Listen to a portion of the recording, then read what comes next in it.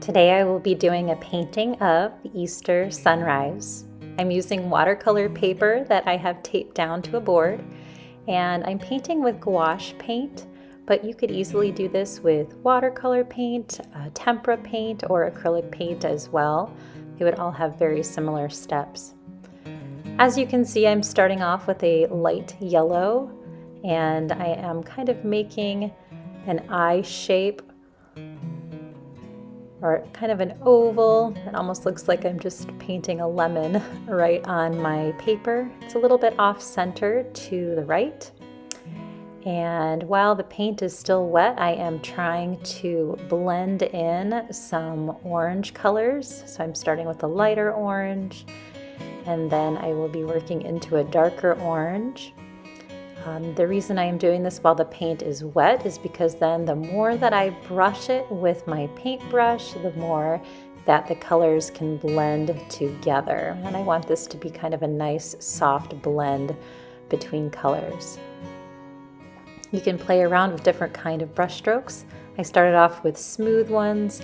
Now I'm going in and almost kind of scrubbing the paint into my paper. So you can kind of try a variety and see which one works the best for you. Next, I am moving to a darker orange to get a little bit of a darker color in there. I want to gradually change from light to a little bit darker.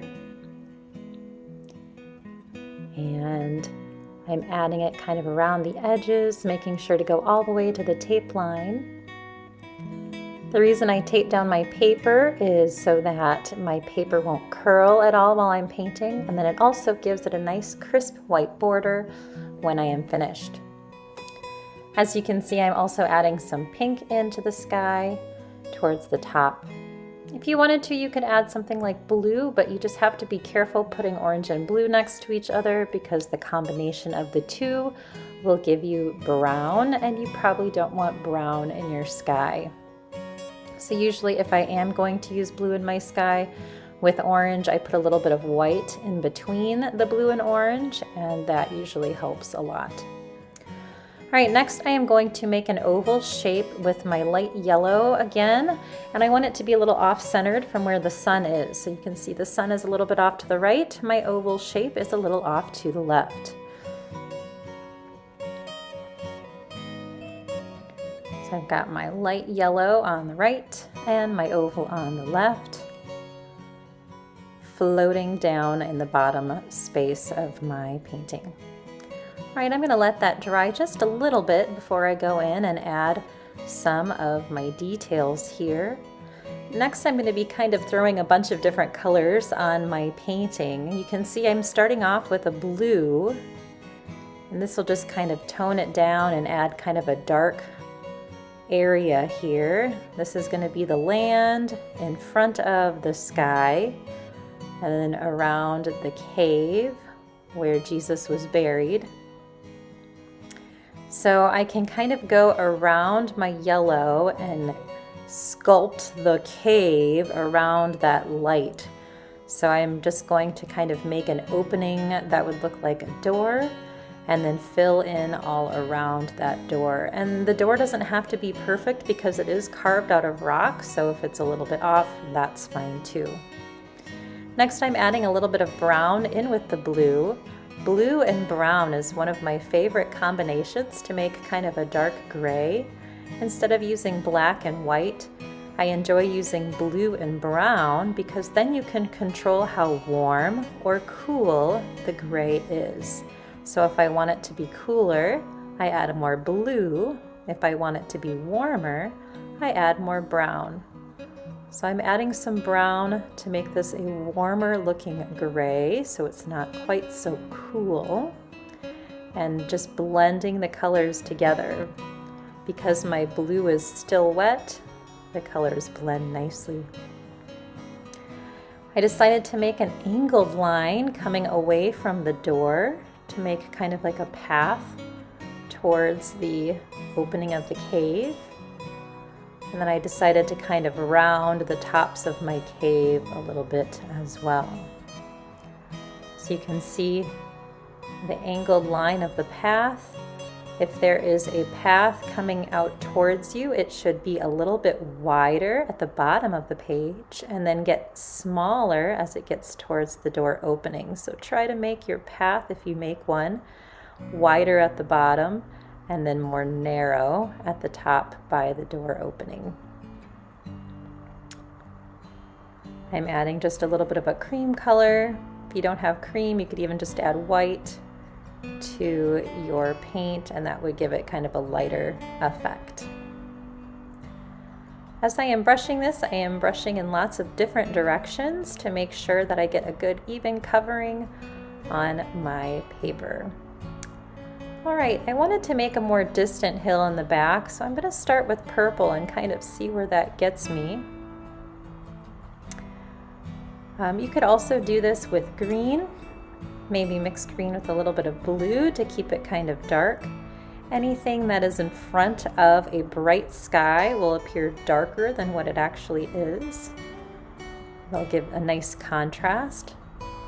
So I went in with purple and I'm filling that in. And I think I want to add maybe a little orange here, kind of connect it with the sky. I'm not rinsing my brush between these colors, so they're all kind of blending together, but I wanted to make it a little bit warmer. And then I think I'll actually go in and add some green in a little bit too, to make my hill more of a green color. I do want it to be more dull, because I want the sky to be the part that's shining the most, along with the opening of the cave, of course. I'll add some green in here on top of some of these other colors, and you can see those other colors are toning my green down, so it's not super bright.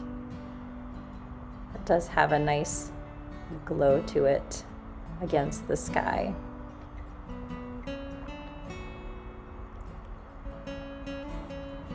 Really trying to go for that nice swerve look on the top, so you can see the cave will swerve down and then my hill kind of goes down on the other side.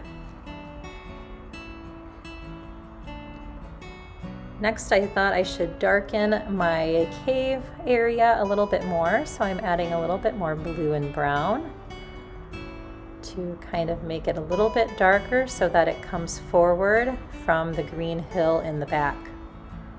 I want a little more contrast between the two. I also wanted to give it a little bit more of a rocky shape along the top, so I'm adding a little bit of bumps to that top edge so it's not quite so smooth. And then I'm separating it from the hill in the distance.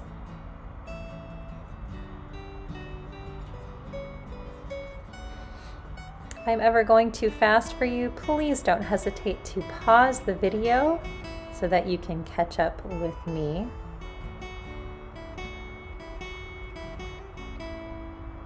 All right, I have a nice darker value here along this rock area. And again, that was just a mixture of blue and brown, which is my favorite way to get some grays or some dark values into my painting.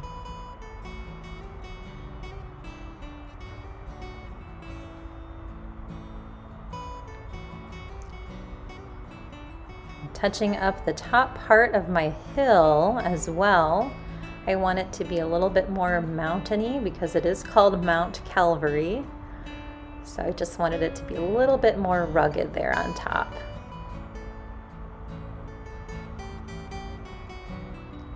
Notice though the value of my hill is still lighter than the rock in front of it. I do want that contrast there, the lighter in the back, darker in the front.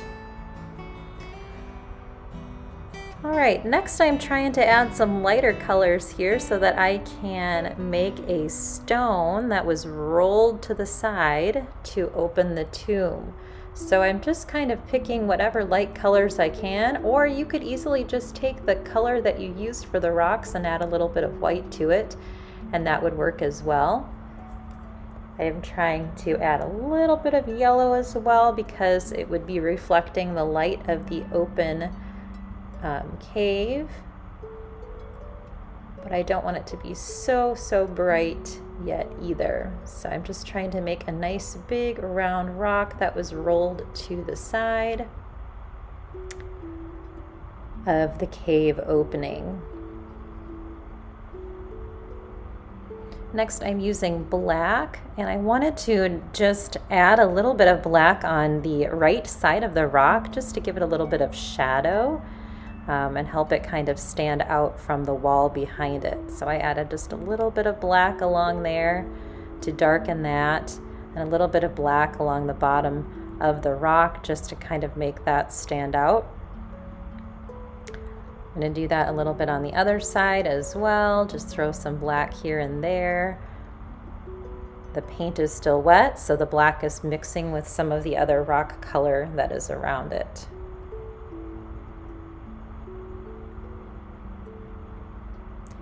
And then while I have the black on my brush, I do want to go ahead and paint in where the crosses are.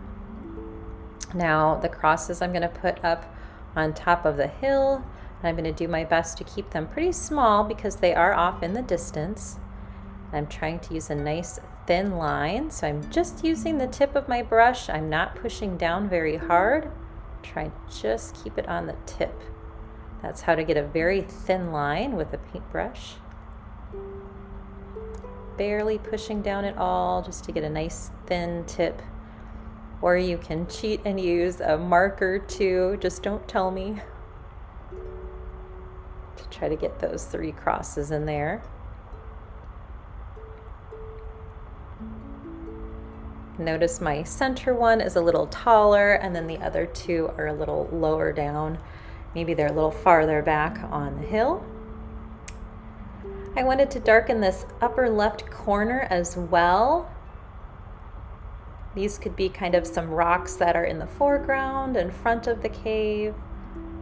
So I am just adding that detail in there. Kind of guides the viewer's eye into that cave light. I made sure to rinse my brush really well and to dry it off, and now I want to add some light that is being reflected on some of the rock around the cave opening. So this bright light is shining out of the cave, and I want it to show up on the side of my stone that is being rolled away. So I'm just trying to add this light yellowish orange to the side, and I'll add a little bit to the top edge of the cave as well, on the side of the cave opening, on the ground in front of the cave, because that also would reflect some of that light, and it would get softer the farther away that it is from the door. And then a little bit on these rocks in the foreground, just along the top right edge. I'll add a little bit of light shining there as well.